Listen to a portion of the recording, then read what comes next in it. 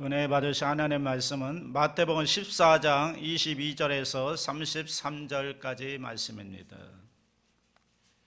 마태복음 14장 22절에서 33절까지 24페이지에 있습니다. 다 같이 봉독합니다. 예수께서 즉시 제자들을 재촉하사 자기가 무리를 보내는 동안에 배를 타고 앞서 건너편으로 가게 하시고 무리를 보내신 후에 기도하러 따로 산에 올라가시니라. 저물매 거기 혼자 계시더니 배가 이미 육지에서 수리나 떠나서 바람이 거스름으로 물결로 말미암아 고난을 당하더라. 밤 사경에 예수께서 바다 위로 걸어서 제자들에게 오시니 제자들이 그가 바다 위로 걸어오심을 보고 놀라 유령이라 하며 무서워하여 소리 지르거늘 예수께서 즉시 이르시되 안심하라, 나니 두려워하지 말라. 베드로가 대답하여 이르되 주여, 만일 주님이시거든 나를 명하사 무리로 오라 하소서 하니 오라 하시니 베드로가 배에서 내려 무리로 걸어서 예수께로 가되 바람을 보고 무서워 빠져가는지라 소리질러 이르되 주여, 나를 구원하소서 하니 예수께서 즉시 손을 내밀어 그를 붙잡으시며 이르시되 믿음이 작은 자여 왜 의심하였느냐 하시고 배와 함께 오름에 바람이 그치는지라 배에 있는 사람들이 예수께 절하며 이르되 진실로 하나님의 아들이로소이다 하더라. 아멘. 제목을 따라해 주시기 바랍니다. 믿음의 모험. 올 한 해를 시작하면서 제 마음속에 다가오는 단어 하나는 모험이라는 거였습니다. 모험. 사실은 어떤 의미에서 우리 인생은 모험인 것 같습니다.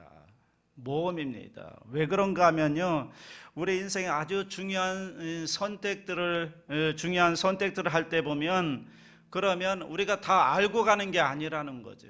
모르지만 선택하면서 가는 게 인생이기 때문에 인생은 모험일 수밖에 없다는 거죠. 가장 큰 모험이 뭘까요? 결혼이죠. 물론 한 남자와 한 여자가 서로 만나서 사랑하게 되므로 가정을 이루게 되지만, 그런데 전혀 다른 한 인격과 또 다른 한 인격이 만나서 산다는 것 자체가 여러분 굉장한 모험이고 여러분들은 지금 그 모험을 즐기고 계신 거죠. 그뿐인가요? 우리가 사시는 직장을 얻는 것도 마찬가지고 사업을 하는 것도 마찬가지고 특별히 신앙, 교회를 선택하는 것도 굉장한 모험입니다.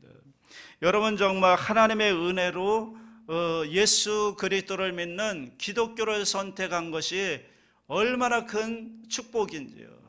만약에 다른 걸 선택했다면, 다른 신앙을 선택했다면 어떡할 뻔했습니까? 그런데 사실은 우리가 알고 선택한 게 아니잖아요. 그러니까 우리 인생을 가만히 보면 인생 자체가 순간순간 모험인 겁니다. 올 한 해도 보세요. 올 한 해 2019년을 시작하면서 한 번도 살아보지 않은 한 해를 우리가 가는 겁니다. 그 누구도 살아보지 않은 2019년 앞을 향해 나아가는데 앞에 무슨 일이 있을지 누가 알겠습니까? 그런데 그 순간순간 가면서 하나하나 선택하며 가는 거죠. 그러니까 이것은 모험일 수밖에 없습니다. 인생은 모험입니다. 문제는 우리가 이 모험을 할 때, 인생의 순간순간마다 모험을 할 때 어떻게 우리가 이 모험을 통해서 우리 삶이 행복해지고 이 모험을 통해서 어떻게 하면 우리의 인생이 더 성숙해질 수가 있겠는가? 어떻게 하면 모험을 잘 할 수가 있겠는가? 그래서 승리하는 삶을 살 수가 있겠는가? 이것이 우리가 해야 될 질문인 거죠. 올 한 해 동안 2019년 우리 앞에 어떤 일들이 있을지 모르는데 이 모험의 세계를 향해 나아가면서 과연 나는 어떤 모험을 해야 되고 그리고 어떻게 이 모험을 해야 할 것인가? 그런 면에서 오늘 읽은 본문은 우리들에게 아주 귀한 가르침을 주고 있습니다. 본문의 내용을 보면 어느 날 예수님과 제자들이 함께 같이 오면서 예수님께서 먼저 제자들을 가라고 하시면서 제자들을 배에 태워가지고 갈릴리 바다 건너편으로 보내십니다. 그리고 예수님은 산에 올라가서 혼자 기도하십니다. 그런데 가는 도중에 이 배가 돌풍을 만나게 됩니다. 여러분, 갈릴리 바다는 예기치 않았던 돌풍이 있는 것으로 유명합니다. 왜냐하면 거기가 원래 기후가 굉장히 더운 나라잖아요. 더운 나라인데, 그런데 갈릴리 바다의 시작이 어디냐면 저 북쪽으로 올라가면 헬몬산입니다. 헬몬산은 만년설로 유명하죠. 그래서 때가 되면 녹습니다. 여름이 되면 그 눈들이, 얼음들이 녹아가지고 내려오는데, 찬기운이, 찬물이 내려오면서 찬기운과 더운 기운이 만나면서 거기에 아주 불안정한 기운이 형성되기 시작하고, 그러면서 갑자기 예기치 않았던 돌풍이 불어오는 겁니다. 지금 그런 돌풍을 맞는 것 같습니다. 전혀 예상하지 못했던 돌풍을 만난 겁니다. 그러니까 얼마나 힘들겠습니까? 이제 우리 힘으로 배를 어떻게 좀 해보려고 안 되는데 안 되는 겁니다. 그래서 다 지쳐가는데 저 멀리서 뭔가 희끗무리한 게 보이는 겁니다. 그 물체가 점점 다가오는데, 뭐가 가까이 보니까 다가오는 겁니다. 무리를 막 걸어서 어떤 형체가 막 다가오는 겁니다. 이러니 여러분, 얼마나 무섭겠습니까? 그러니까 그 제자들 중에는 유령이다 하는 사람도 있었죠. 그런데 그 제자들 중에 한 사람이 알아봤습니다. 주님이시다. 그러니까 베드로가 그때 나서서 뭐라고 그러는가 하면, 주님이십니까? 주님이시면 나도 오라고 해 주십시오. 나도 한번 무리를 걸어보고 싶습니다. 그랬더니 예수님께서 씩 웃으면서 와라. 그랬더니 베드로가 무리를 뛰어내렸습니다. 여러분, 이거 얼마나 대단한 믿음이고 용기입니까? 바다 위를 뛰어내렸어요. 그랬더니 어떻게 됐어요? 물 위에 딱 서는 겁니다. 그래서 걸었어요. 몇 박자국 걷다가 갑자기 또 바람이 휙 불어오면서 돌풍이 보니까 주님 바라보던 것을 놓치고 환경을 바라보다가 물속에 빠졌죠. 그때 주님이 즉시 오셔서 베드로를 건져주시면서 믿음이 작은 자여 왜 의심하였느냐. 여러분, 자, 오늘 이 말씀이 좀 애매합니다. 베드로가 지금 성공한 건가요? 실패한 건가요? 실패했습니까? 성공했습니까? 실패했어요? 어떻게 보면 성공한 것 같기도 하고, 어떻게 하면 보면 실패한 것 같기도 하고, 저는 성공했다고 생각합니다. 왜 그런가 하면 무리를 걸었잖아요. 몇 발자국이지만 일단 무리를 걸었어요. 이 지구상에 무리를 걸은 사람이 누가 있습니까? 베드로밖에는 없는 거예요. 그러니까 베드로는 무리를 유일하게 걸었던 사람, 엄청난 기적을 경험했던 사람, 엄청난 모험인 거죠. 오늘 이 사건을 통해서 오늘 우리는 어떻게 우리 인생의 이 모험을 통해서 하나님이 주시는 은혜를 누릴 수가 있을까? 살다 보면 우리 인생 가운데 이런 예기치 않았던 돌풍의 바람이 불어오고 풍랑이 일어나고 여러 가지 어려운 일도 있을 텐데, 올 한 해 동안 우리가 이 모험을 시작하면서 어떤 마음으로 이 모험을 대해야 되고, 어떻게 우리에게 다가오는 일들을 이겨내서 성공적인 삶을 살 수가 있겠는가? 오늘 말씀을 통해서 몇 가지로 정리해 봅니다. 첫째, 믿음의 모험은 예수님의 말씀으로부터 출발해야 한다는 거죠. 말씀에 대한 순종이었다는 거죠. 28절을 다 같이 합니다. 베드로가 대답하여 이르되 주여 만일 주님이시거든 나를 명하사 무리로 오라 하소서 하니. 흔히 우리가 본문을 보면서 그냥 그런 생각이 드는 겁니다.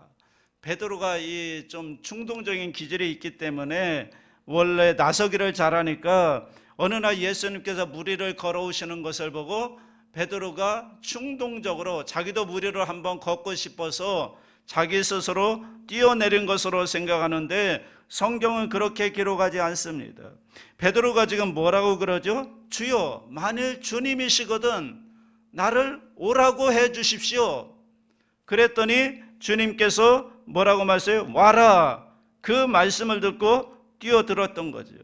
그러니까 주님의 명령이라면, 주님의 말씀이라면 내가 그 명령에 순종하겠습니다. 이게 출발이었다는 거죠. 주님의 말씀이 있었고 그 말씀에 대한 순종으로 출발을 한 겁니다. 단순히 자기 충동이나 어떤 자기 야망이 아니라는 거죠. 주님의 계획이 있었고 주님의 허락하심이 있었고 그리고 그 주님의 명령 앞에 베드로가 순종함으로 나아갔다는 거죠. 이것이 대단히 중요한 겁니다.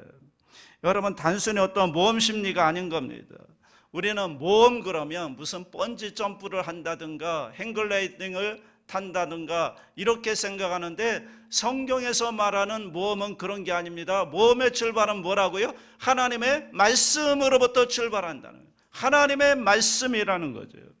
그렇다면 올 한 해를 우리가 새롭게 시작하면서 우리가 귀를 기울여야 되는 것은 무엇이겠는가?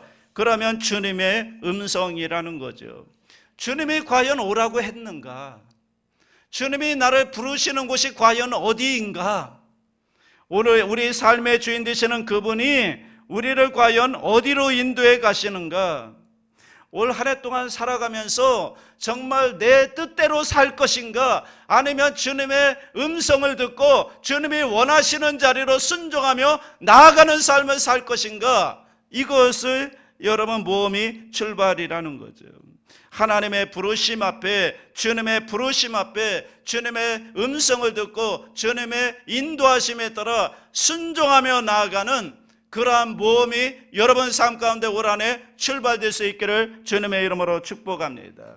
내가 하고 싶은 거 아닙니다. 주님이 원하시는 거, 주님이 부르시는 자리, 주님이 원하시는 그 자리, 오라 하시는 그 자리에 믿음으로 순종하며 나아가는 겁니다. 그러면 기적을 체험할 수가 있습니다. 그러므로 정직하게 하나님 앞에 분명하게 우리가 이것을 점검해 보아야 합니다. 하나님이 나를 부르시는 곳이 어딘가? 올 한 해 동안 하나님이 나를 오라 하시는 곳이 과연 어디인가? 이것을 점검해 봐야 되는 겁니다. 내가 가고 싶은 거 말고요, 내가 하고 싶은 거 말고요, 다른 사람이 한다고 해서 그거 하는 거 말고요, 주님이 나를 부르시는 곳이 어디인가? 주님이 원하시는 곳이 어디인가? 나를 오라 하시는 곳이 어디인가? 여러분, 분명하게 하나님 앞에 점검해 봐야 되지 않을까요? 많은 경우에 하나님이 부르시는데, 우리를 부르시는데 그 부름을 사양하는 경우가 굉장히 많죠. 왜 그런가 하면 가면 죽을 것 같아요. 가면 물에 빠질 것 같아요.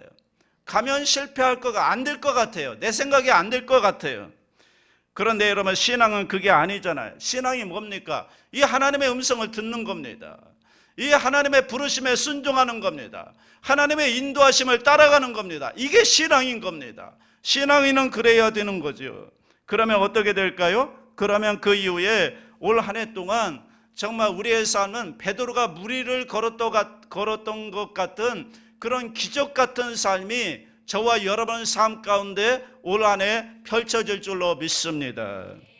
두 번째는 믿음의 모험에는 절대로 실패가 없다라는 겁니다. 우리는 모험할 때 가장 큰 두려움이 뭐냐면, 실패하면 어떡하지? 내가 이거 괜히 했다가 실패하면 어떡할까? 그런데 모험에는 실패가 없습니다. 하나님의 부르심에는 절대로 실패가 없습니다. 29절 다 같이 합니다. 오라 하시니 베드로가 배에서 내려 예수께로 가되. 자, 여기 보면 베드로가 무리를 걸어갑니다. 여기까지는 걸어갑니다. 29절까지는 걸어갑니다. 그런데 30절에서 빠져요. 29절까지는 가요. 계속해서 가고 있어요. 주님을 믿었고요, 주님의 음성을 들었고요, 주님을 믿었고 또 주님의 말씀을 신뢰했고 그 말씀을 신뢰하고 가는 겁니다. 기적을 체험하는 겁니다. 누가 제일 놀랐을까요? 베드로가 제일 놀랐겠죠. 그 다음에는 그것을 보고 있는 제자들이 놀랐을 겁니다. 베드로가 가장 내가 무리를 걷고 있네, 놀라서 이전에 경험하지 못했던 기적이에요. 그런데 그 다음 순간 베드로가 갑자기 불어오는 바람에 파도가 그에게 밀려왔던 것 같습니다. 그걸 바라보는 순간 주님을 바라보는 믿음이 흔들렸고요, 주님을 바라보는 믿음이 흔들리니까 갑자기 물속에 빠져버렸습니다. 저는 이것을 바로 신앙인의 불신앙, 그렇게 얘기합니다. 여러분, 믿음이 없는 게 아니에요. 믿음이 있어요. 분명히 믿음으로 걸었어요.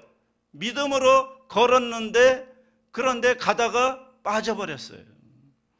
그 어느 순간 하나님을 바라보지 못하고요, 믿음으로 서지 못하면 그 누구라도 빠질 수가 있는 거예요. 그 누구라도 떨어질 수가 있는 거예요. 아무리 대단한 믿음의 사람이라 하더라도, 어제는 엄청난 기적을 경험했다고 하더라도 오늘 이 순간 내가 주님 바라보지 못하고 주님 붙들지 못하면 오늘 우리는 여러분 떨어질 수가 있고 빠질 수가 있다는 거죠. 엘리야가 갈멜산에서 하늘로부터 내려오는 엄청난 하나님의 불을 경험한 다음에 바로 이어서 그에게 찾아온 건 이세벨의 말 한마디 때문에 여러분 절망으로 떨어져 버리는 거죠. 어떻게 그럴 수 있을까? 그럴 수 있다니까요. 그럴 수 있는 게 인생입니다. 우리가 어떤 때는 믿음을 가지고 믿음으로 승리하면서 가는 것 같지만 또 어떤 순간 별것도 아닌 일들 때문에 우리의 믿음이 와르르 무너지는 경우가 있다는 거죠. 어제는 분명히 어떤 사건 앞에 하나님의 자녀답게 믿음으로 든든히 서서 승리하며 그 문제를 해결하며 나아갔는데, 그런데 오늘은 우리가 주님 바라보지 못하고 믿음으로 서 있지 못하면 똑같은 사건 앞에 우리는 믿음이 없는 사람처럼 무너질 수가 있다는 거죠. 이것이 여러분 우리의 연약함이죠. 그렇다고 여러분 베드로가 잘못한 건가요? 베드로를 비난하지 마십시오. 오늘 우리도 똑같지 않습니까? 그런데 여기서 중요한 게 있습니다. 그때 예수님이 오셔서 금방 그를 건져주시죠. 금방 건져주시면 뭐라고 그래요? 믿음이 작은 자여 왜 의심하였느냐. 저는 이 말이 너무 좋습니다. 이 믿음이 없는 자야 이랬으면 어떡할 뻔했습니까? 걱정이 많았을 텐데 믿음이 없는 게 아니라 뭐라고요? 작다. 믿음이 작다는 건 믿음이 있다는 겁니까? 없다는 겁니까? 있다는 겁니다. 믿음이 있어요. 그런데 충분하지가 않은 거예요. 우리에게 믿음은 있는데 오늘 이 사건, 이 문제를 뛰어넘을 수 있는 그 믿음이 충분하지가 못한 거예요. 분명히 우리에게는 믿음이 있다고요. 그런데 그 믿음이 뭐예요? 문제 앞에 그것을 해결할 수 없는 작은 믿음이라는 거죠. 여러분 생각해 보세요. 베드로가 믿음이 없는 사람이 아니에요. 여러분 우리가 믿음이 없는 사람들이 아니에요. 믿음이 없다면 어떻게 이 새벽에 이 자리에 나와서 앉아 있을 수가 있겠습니까? 믿음이 다 있다고요. 하나님을 믿는 믿음이 우리에게 있습니다. 그런데 그 믿음이 어떤 때는 마치 우리 삶 속에 마치 믿음이 없는 사람처럼 그 믿음이 작동하지 않을 때가 있습니다. 이게 바로 신앙인의 불신앙. 신앙은 있는데 그 순간 믿음이 약한 거죠. 불신앙입니다. 믿음이 충분하지 못한 겁니다. 여러분 믿음은요 순간순간인 거예요. 어제의 믿음이 오늘로 우리의 삶을 승리롭게 만들지 못한다는 거죠. 믿음을 한번 딱 가지면 우리 안에 딱 저장되어 있는 게 아니라는 거예요. 믿음은 그 순간순간이에요. 지금 그 순간순간이에요. 오늘 필요한 건 오늘 우리의 믿음인 거예요. 오늘 주님 붙잡아야 돼요. 오늘 말씀을 붙들어야 돼요. 날마다 하나님 앞에 서야 돼요. 날마다 하나님 붙들고 있어야 돼요.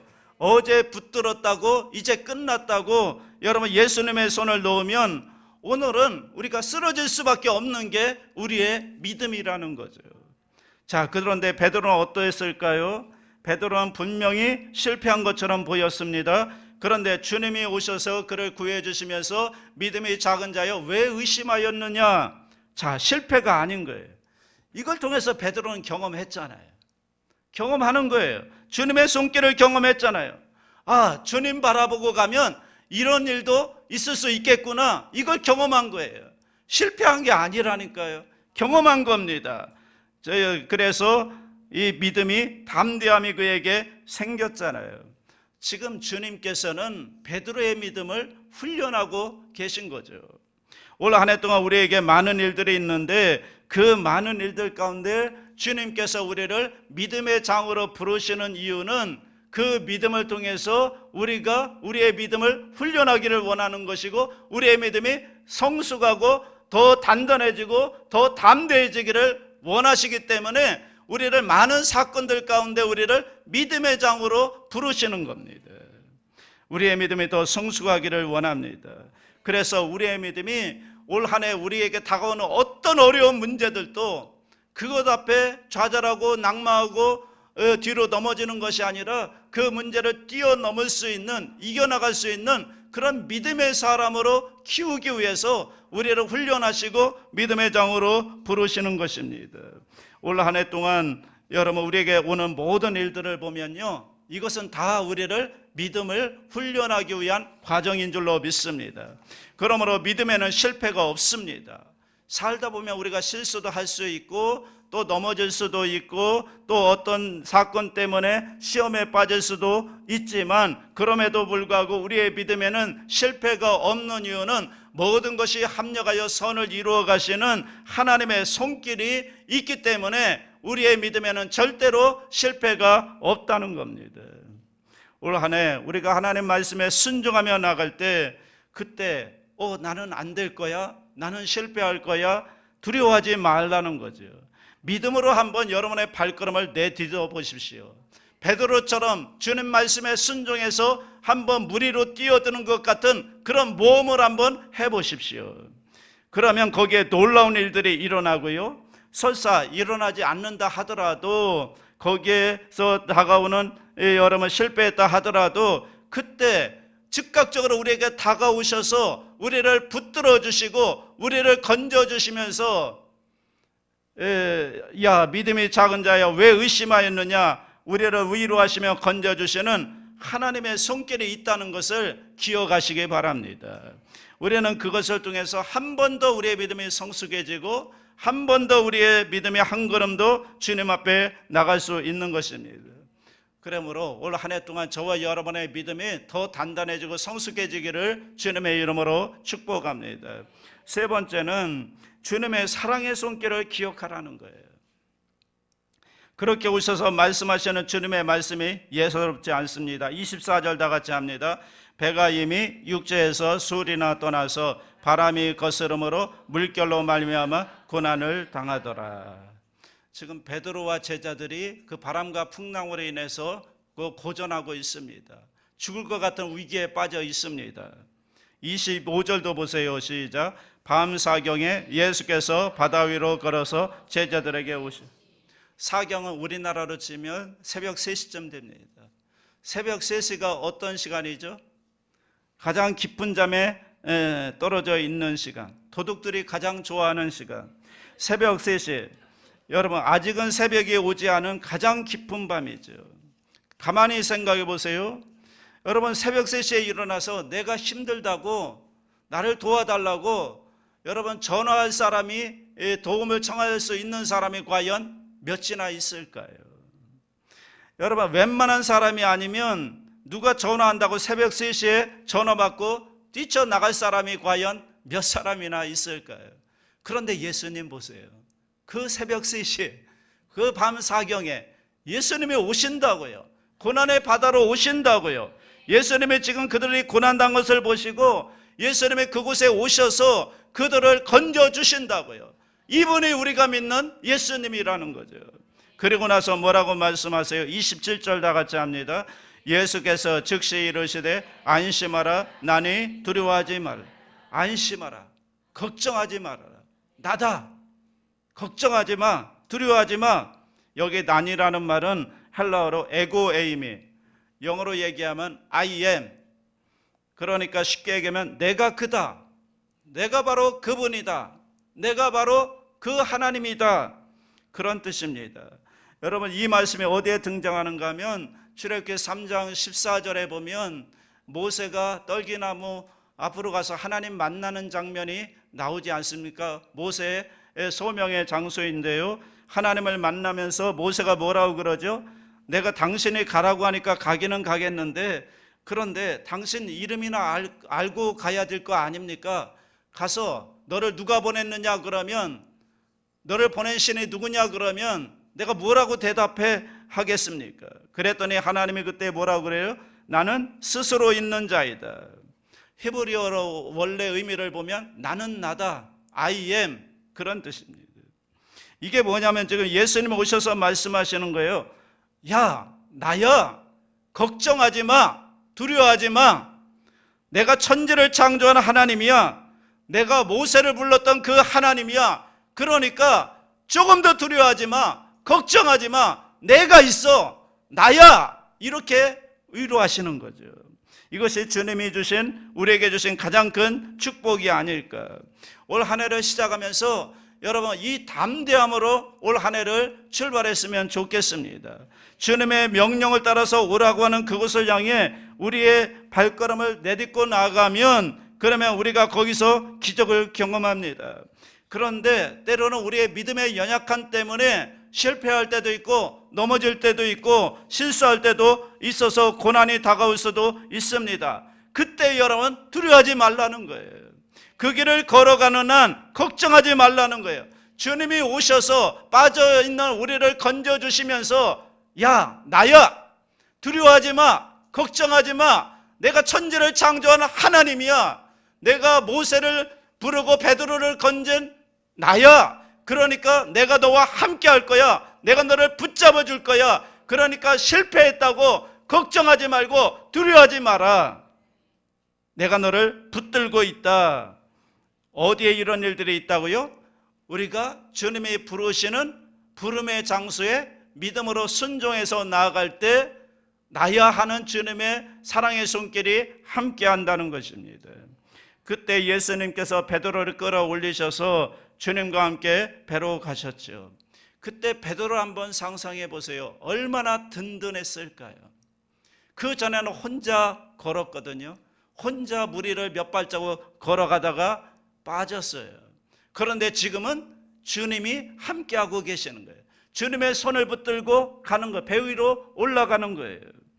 여러분 그 모습을 한번 상상해 보세요. 주님이 동행하시며 붙들어 주시는, 올 한 해 동안 우리에게 이 경험이 있다면 얼마나 좋을까요? 지금까지 살았던 삶이 아니라 하나님이 부르시는 모험의 자리를 향해 나아가는, 주님이 우리를 아시죠. 우리의 연약함을 아신다고요. 그럼에도 불구하고 모험의 장소로 우리를 불러내시는 이유는 뭘까요? 우리를 사역의 장으로 나오시라고 하는 겁니다. 뛰어내리라고 합니다. 네가 지금 있을 것은 그 배 안이 아니라는 거예요.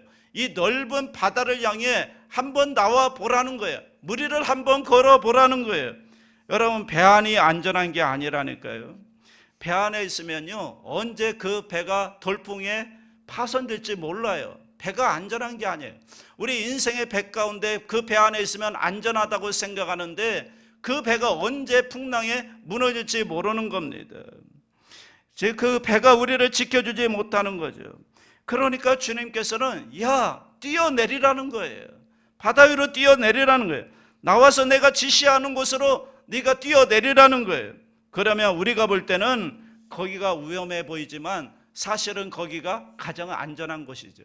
주님이 원하시는 자리로 나아가는 게 가장 안전하고요 가장 행복한 겁니다. 왜냐하면 그곳에 주님이 함께 하시기 때문에 그런 거죠.